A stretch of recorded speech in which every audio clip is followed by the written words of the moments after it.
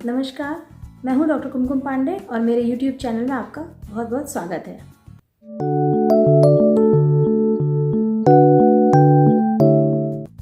आज हम एक ऐसी डिजीज़ के बारे में बात करेंगे जिससे लगभग 25% लोग अपने लाइफ में कभी ना कभी फेस करते हैं या बहुत सारे लोगों ने जीवन भर इसको झेला होता है।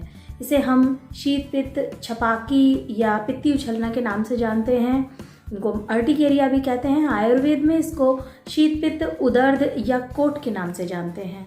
अर्टिकेरिया के ऊपर आधारित इस वीडियो को देखने से पहले एक छोटी सी रिक्वेस्ट कि वीडियो को एंड तक देखिए, लाइक कमेंट एंड शेयर करिए। अगर चैनल को सब्सक्राइब नहीं किया है तो सब्सक्राइब कीजिए। आगे आने वाले वीडियो की जानकारी के लिए बेल आइकन को हिट ज़रूर करिए। तो चलिए आज का वीडियो शुरू करते हैं।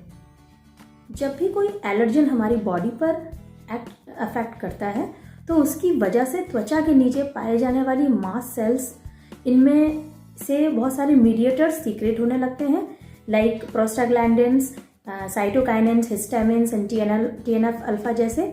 और इन मीडिएटर्स के प्रभाव की वजह से ब्लड वेसल्स होती हैं, उनमें डायलेटेशन होता है, वो थोड़ी चौड़ी हो जाती हैं, रक्त प्रवाह बढ़ जाता है। उनकी जो त्वचा की ब्लड वेसल्स की त्वचा है वो थोड़ी पतली होने लगती है। परमिएबिलिटी बढ़ने से वहाँ पर फ्लूइड इकट्ठा होने लगता है और धीरे धीरे उस स्थान से लेके पूरे शरीर में गोल गोल खुजली वाले लाल रंग के चकत्ते बनने लगते हैं।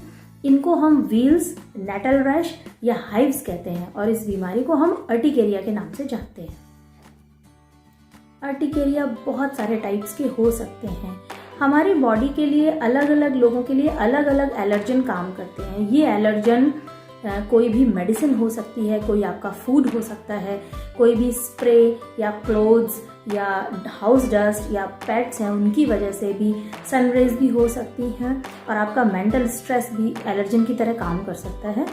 इन एलर्जन को आइडेंटिफाई करना बहुत ज़रूरी है, तो इनके बारे में जान लेते हैं पहले कि ये एलर्जन कौन कौन से हो सकते हैं। सबसे पहले आता है ड्रग अर्टिकेरिया, यानी कि किसी मेडिसिन की वजह से आपको अर्टिकेरिया रैशेज हो रहे हैं तो उसे हम ड्रग अर्टिकेरिया कहते हैं। ये मेडिसिन हो सकता है कि आपने कभी फर्स्ट टाइम यूज़ की हो, या फिर ये भी हो सकता है कि वो मेडिसिन आप कई बार ऑलरेडी ले चुके हैं लेकिन फिर भी अचानक से आपको कभी उसके अगेंस्ट एलर्जी होने लगती है। ये मेडिसिन जो कॉमन मेडिसिन होती है जिनकी वजह से लोगों में अर्टिकेरिया पाया गया है, तो उनमें से एस्पिरिन, ये एक दर्द निवारक है, और बहुत सारे NSAIDs जो non steroidal anti inflammatory drugs होती हैं, ये भी दर्द वगैरह के काम आती हैं। इनके अलावा ACE इनहिबिटर, ये BP को कम करने वाली एंटी हाइपरटेंसिव ड्रग्स हैं, और सिफिलोस्पोरिन, इस तरह की बहुत सारी पेनिसिलिन जो एंटीबायोटिक्स हैं वो भी एलर्जन की तरह काम कर सकती हैं, और एंटीसाइकोटिक ड्रग, बहुत सारी रिफैम्सिन जैसी एंटी ट्यूबरकुलर ड्रग, और इस तरह से बहुत सारी ऑफेंसिव ड्रग्स हैं जो बहुत सारे लोगों में एलर्जी कॉज करती हैं।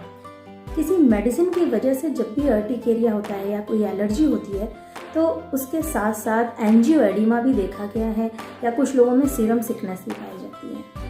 ये एंजियोएडिमा क्या होता है? ये डीप सीटेड सबक्यूटेनियस स्वेलिंग है जो मेनली फेस में, आंखों के चारों तरफ, या लिप्स में या पेनिस में, इस तरह के रीजन्स में ज़्यादा पाई जाती हैं।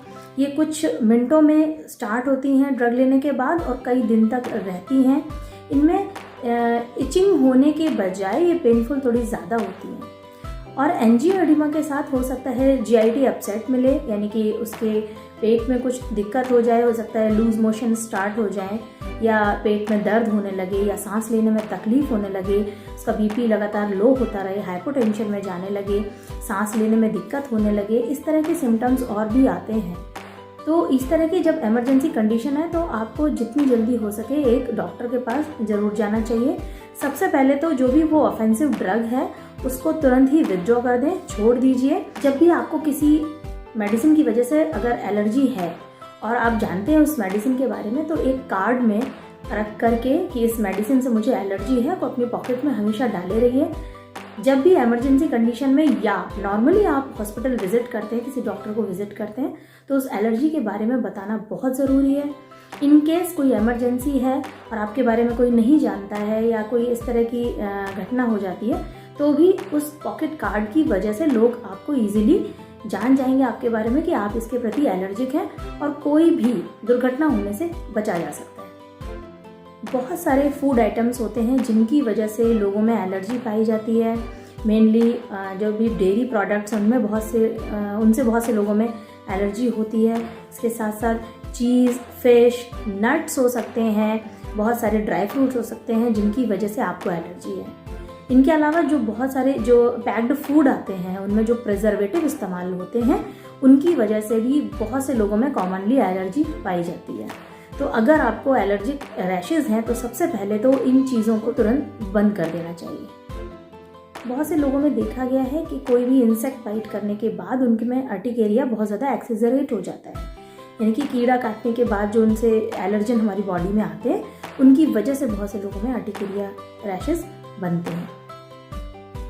बहुत से लोगों में ब्लड ट्रांसफ्यूज़न के बाद भी अर्टिकेरिया बनने लगता है। बहुत सारे इनहेलेंट लाइक स्प्रे है, परफ्यूम है, डियोज हैं और पैड्स हैं घर में अगर तो हाउस डस्ट है, ये सब भी हमारे लिए पॉलन ग्रेन्स हैं, ये सब भी बहुत से लोगों के लिए अर्टिकेरियल एक्सेजरेटिंग फैक्टर्स की तरह काम करते हैं।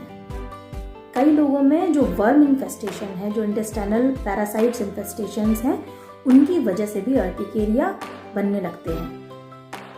प्रेगनेंसी के दौरान 3rd ट्राइमेस्टर में बहुत सारी पेशेंट्स में ऐसा देखा गया है कि उनमें अर्टिकेरियल रैशेज बनते हैं।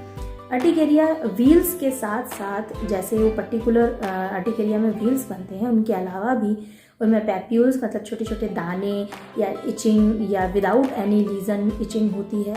बहुत सारे लोगों में एक्सर्शन या कोई थकावट हो गई है या उन्होंने कोई इमोशनल स्ट्रेस से गुजर रहे हैं या स्पाइसी फूड ले लिया है, तो इनकी वजह से भी अर्टिकेरियल रैशेज़ बनते हैं और इस तरह के अर्टिकेरिया को हम कॉलिनर्जिक अर्टिकेरिया कहते हैं। फिजिकल स्टिमुलस की वजह से भी अर्टिकेरिया बनते हैं। ये बहुत कॉमन अर्टिकेरिया है। जैसे किसी की नॉर्मल स्किन में किसी ब्लंट ऑब्जेक्ट से लगातार अगर प्रेशर पड़ता है तो उस प्रेशर पॉइंट पर अर्टिकेरिया बनने लगते हैं, रैशेज़ बनने लगते हैं, वहाँ पर इचिंग, स्वेलिंग और इस तरह से फीचर्स आने लगते हैं। अगर हम इस तरह के रोगी में किसी ब्लंट ऑब्जेक्ट से उनकी स्किन पे अगर कुछ रेखाएं खींचते हैं, लाइन बनाते हैं, तो वहाँ उनको इचिंग, स्वेलिंग फील होती है। इस प्रोसेस को हम डर्मोग्राफिज्म कहते हैं, इनको डर्मोग्राफ कहते हैं। और डर्मोग्राफ ये अगर पॉजिटिव है तो ये शो करते हैं कि उस व्यक्ति में फिजिकल अर्टिकेरिया है। बहुत सारे लोगों में सोलर अर्टिकेरिया होता है, मीन्स सन रेज के एक्सपोजर से उनको अर्टिकेरिया बनने लगता है। जैसे ही वो सन रेज में जाते हैं कुछ ही मिनट से कुछ घंटे तक उनमें ये अर्टिकेरियल रैशेज होते हैं। आयुर्वेद में इसको हम शीत पित्त कहते हैं, कुछ आचार्यों ने इसको उदर्द या कोट के नाम से भी जानते हैं। इनमें तीनों दोष प्रकोपित होते हैं। तीनों दोष के प्रकोप होने से ये अर्टिकेरिया बनते हैं। इनके लिए कहा गया है कि वर्टी दंस संस्थानम शोथा संजायते वही। वर्टी मतलब भौरा या बर्रे के काटने जैसे जो चकत्ते और लाल खुजली वाले पूरे शरीर में पड़ने लगते हैं, उसको हम शीत पित्त या पित्ती उछलना या उदर्द के नाम से जानते हैं। तो आज के वीडियो में हमने अर्टिकेरिया के मेन कॉजेटिव एलर्जेंस के बारे में जाना, इनके टाइप्स के बारे में जाना। नेक्स्ट वीडियो में हम इसके डायग्नोस्टिक टेस्ट के बारे में और इसका बेस्ट आयुर्वेदिक ट्रीटमेंट क्या हो सकता है इसके बारे में जानेंगे। तब तक के लिए नमस्कार।